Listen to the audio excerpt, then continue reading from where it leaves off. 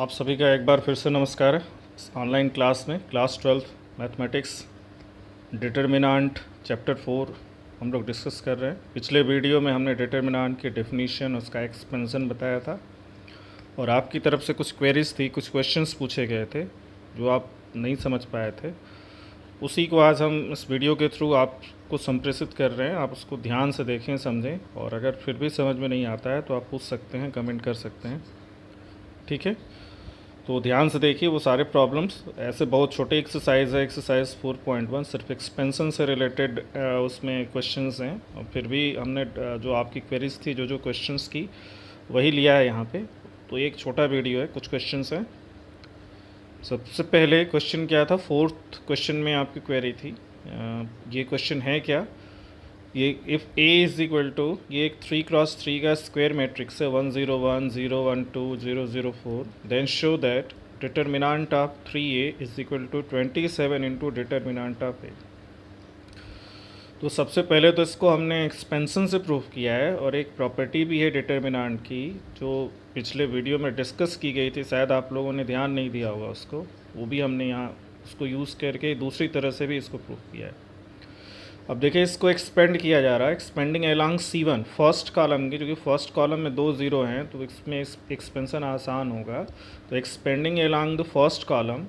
अब determinant of ए की value क्या होगी, देखिए फर्स्ट कॉलम में फर्स्ट एलिमेंट लिया हमने 1 है, तो उस कॉलम और उस रो को छोड़ दिया, तो जो 2x2 का डिटर्मिनेंट बनेगा 1 2 0 4, उसको जब हम क्रॉस मल्टीप्लिकेशन से सॉल्व करेंगे तो 1 इंटू 4 4 हो जाएगा, और -0 इंटू 2 0 हो जाएगा। तो पहले से मिल गया जो कि 1 है, पहले कॉलम का पहला एलिमेंट, उससे मिला हमको 1 इंटू 4 -0। फिर दूसरा एलिमेंट लेते हैं जो कि 0 है, तो माइनस, क्योंकि प्लस माइनस प्लस ऐसे लगता है जब आप -1 to the power i plus j की जगह या तो प्लस होगा या माइनस होगा, तो -0। अब उसके अंदर जो भी हो, ऐसे 0 उसमें भी आ रहा है, 0 -0 वो 0 ही हो जाएगा, और प्लस थर्ड एलिमेंट भी 0 है। अब थर्ड एलिमेंट को जब हम लेंगे तो थर्ड कॉलम, तो फर्स्ट कॉलम और थर्ड रो को छोड़ दिया, तो हमको ऊपर से मिल गया 0 1 1 2। अब इसको जब हम एक्सपेंड करेंगे तो 0 इंटू 2 0 -1 हो गया, बट ये टर्म भी 0 हो जाएगा बिकॉज 0 मल्टीप्लाइड है। तो यहाँ पे डिटर्मिनेंट की वैल्यू होगी, सिर्फ पहले वाले टर्म से डिटर्मिनेंट मिल रहा है, वो क्या है, 1 इंटू 4 दैट इज़ 4। ये पहला हो गया। आप देखिए, now you have to find the determinant of 3a, और जहाँ पे a क्या है कि स्क्वायर मैट्रिक्स है, तो हम पहले 3a मैट्रिक्स फाइंड करें।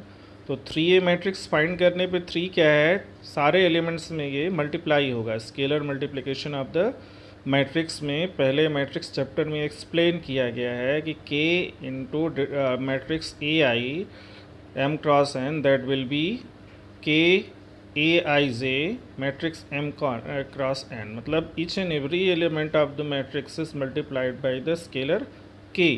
तो यहाँ भी सब में मल्टीप्लाई कर दिया गया, तो देखिए ये नया मैट्रिक्स आ गया 3 0 3 0 3 6 और 0 0 4।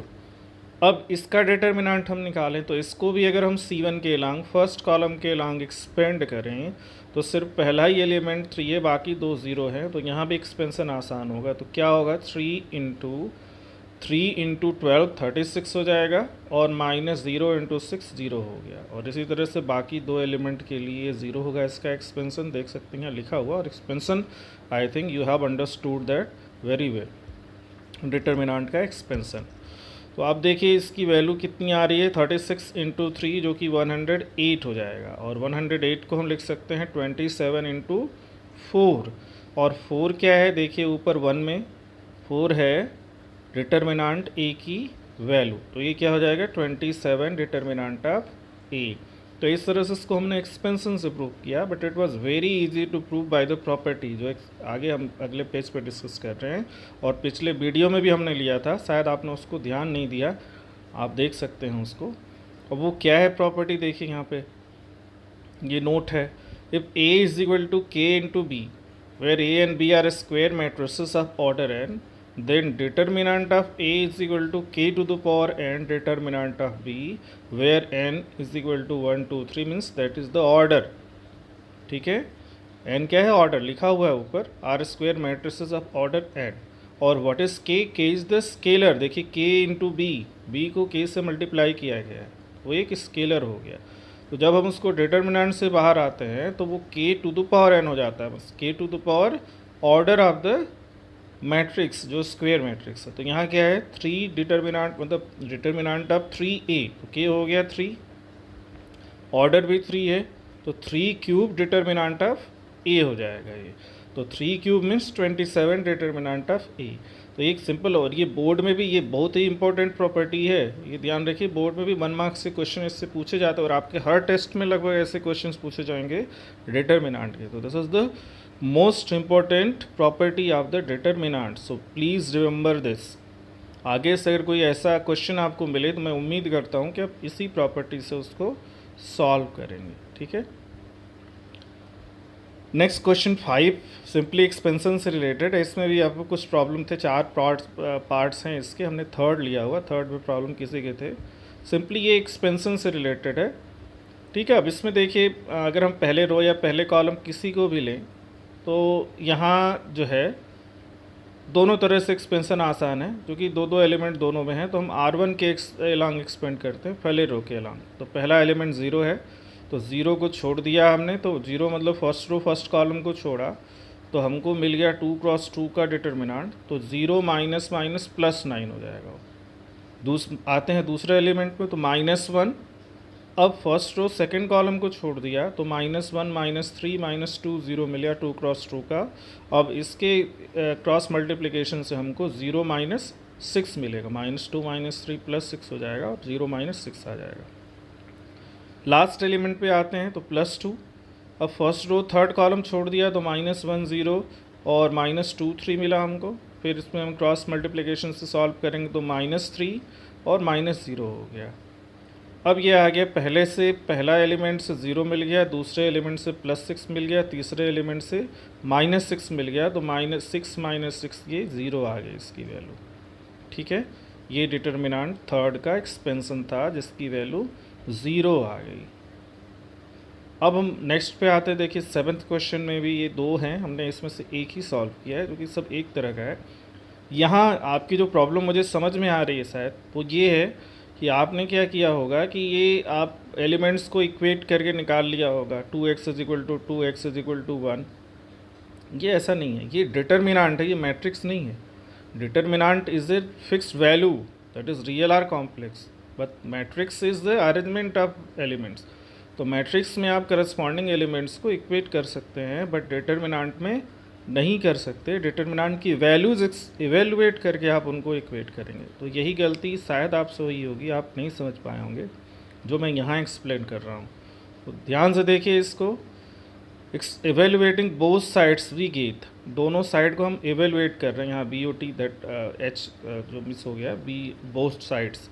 अभी क्या पहले में क्रॉस मल्टीप्लाई करेंगे, तो 2 × 1 2 -4 × 5 20, तो 2 - 20 लेफ्ट हैंड साइड हो गया। राइट हैंड साइड में 2x × 2 2x² -6 × 4 24 हो गया। तो 2x² -24 जो है वो राइट हैंड साइड हो गया। अब देखिए x की वैल्यू निकालनी है, तो आप बाकी सब नंबर्स को हम एक साइड में करते हैं। तो -24 को हमने ट्रांसपोज किया लेफ्ट साइड में, तो +24 हो गया। तो हमको मिल गया 6 = 2x² या x² = 3। अब स्क्वेयर रूट लें तो x की वैल्यू ±√3 हो गई, ठीक है। तो ये तरीका है इनको सॉल्व करने का, नहीं कि आप करस्पॉन्डिंग एलिमेंट को इक्वेट करके x की वैल्यू निकालें, वो 100% इनकरेक्ट है, रॉन्ग है।